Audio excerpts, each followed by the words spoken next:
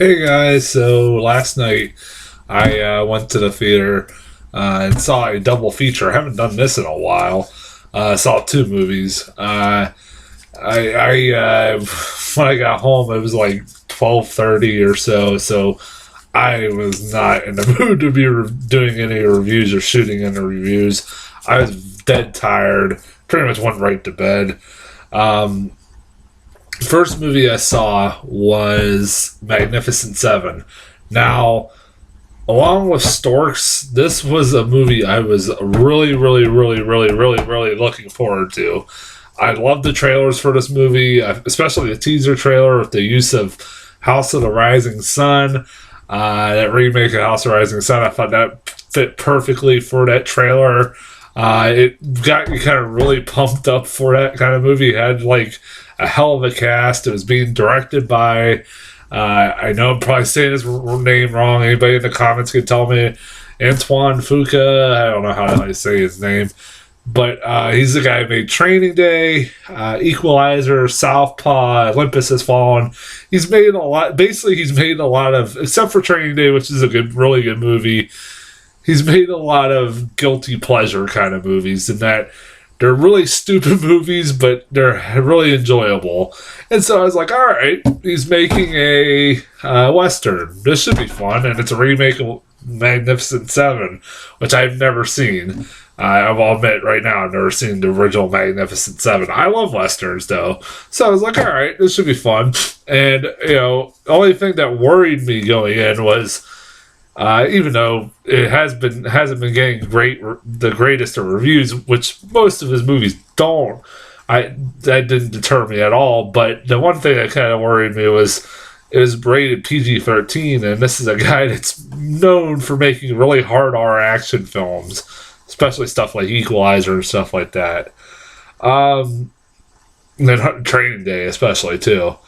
And you know what? I this is I'm gonna say this right now. I was very disappointed by this movie. I was not a big fan of it. I was dead tired. Like, this was the first movie going in. I was dead tired when this movie started, and this movie didn't help it. Because God, I was so bored. I was so goddamn bored. I couldn't get into this at all. I wish it's a movie that I almost want to say I want to watch it again, maybe give it a second chance. But also at the same time, I don't think my opinion would change that much. I will say this though.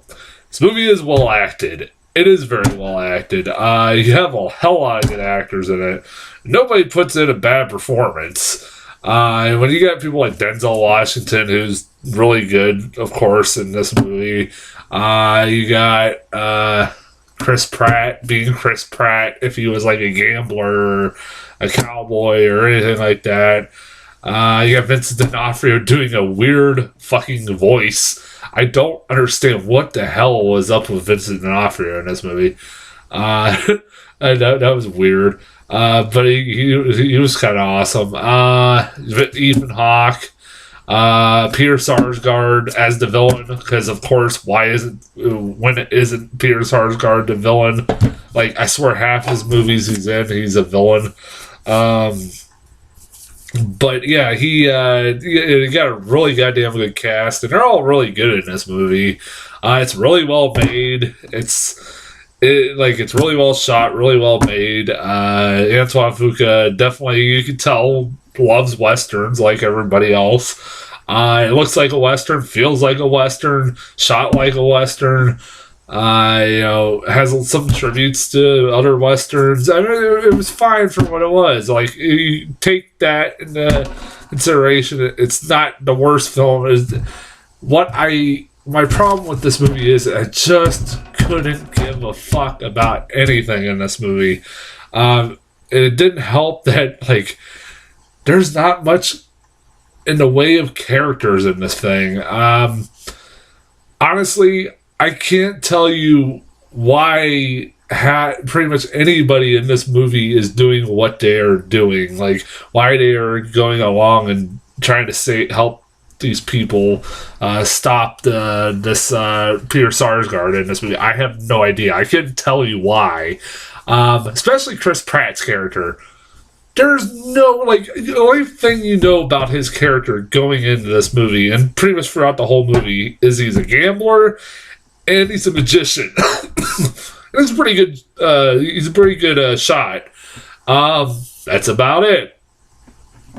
And I think he's a womanizer, just because he's Chris Pratt. I think. I don't know. That's pretty much all you. I can kind of understand everybody else. Well, for a while, Denzel Washington, I couldn't even understand. But at the end of the movie, they kind of throw in this kind of explanation as to why he hates Peter Sarsgaard's character, and it kind of comes out of nowhere. Really, it does. And it was kind of funny because the whole movie I was kind of chuckling to myself because the movie kept kind of glossing over racism a lot in this movie, especially with Denzel Washington's character, a guy who just comes into town on a horse, a black guy comes into town on a horse, and nobody bats an eye. There was like a couple points that, like, everybody's pointing their guns at him. I thought, when he goes to the saloon at the beginning, and I'm like, because he's a black guy, and no, it's just because I don't know. And it's like I know this is after the Civil War, but racial tensions weren't still. I mean, they still didn't just accept blacks right away. This is America, for fuck's sake. This was America, for fuck's sake.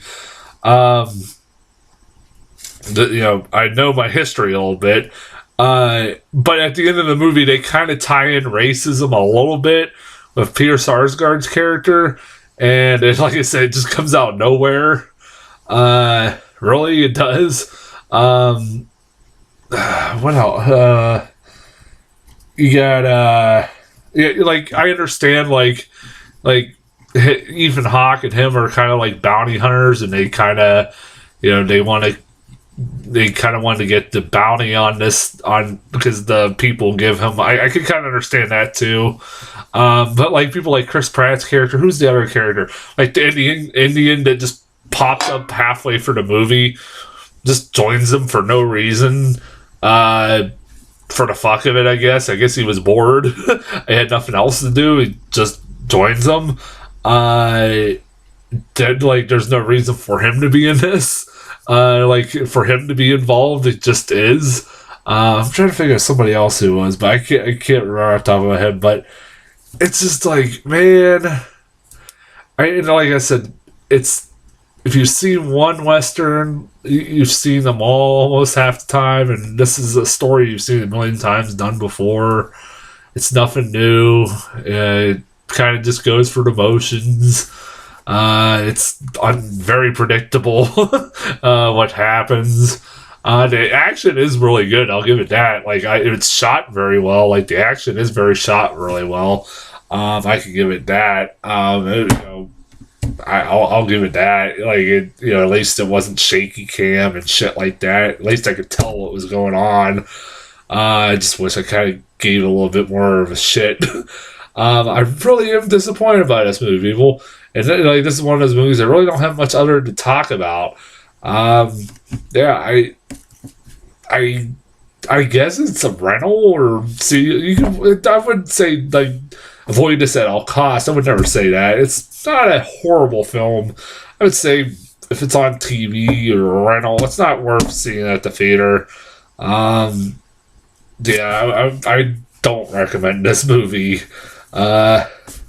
It's man, I was really, really disappointed by this film. As far as trailers go, between the two movies I saw, I got a lot of trailers, so I gotta get through these.